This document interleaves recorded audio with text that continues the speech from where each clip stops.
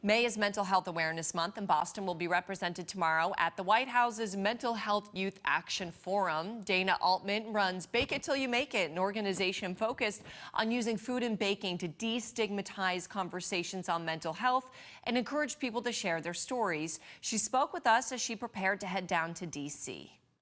This really all started from my own kind of low point a few years ago and recognizing how difficult it was for me to express what I was going through.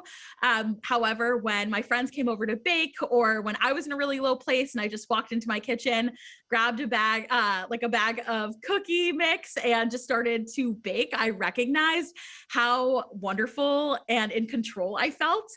So there's definitely that aspect of it being a coping mechanism. But in terms of storytelling, this just feels like such a natural fit. We have done so much great work on decreasing stigma around things like anxiety and depression.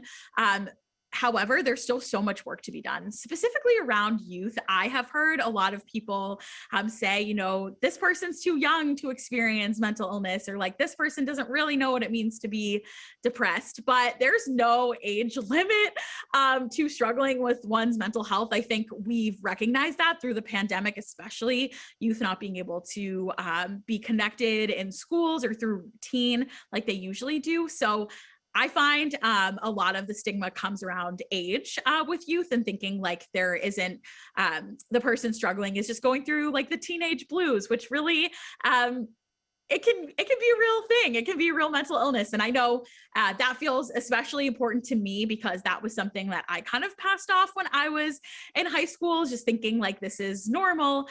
Whereas really, mental illness exists. Mental health challenges exist for everyone. For someone's physical health, maybe it's a little bit easier to understand, thinking like, oh, I don't have a physical illness, but we all go to the doctor, do what we can to improve and maintain a good physical health standing.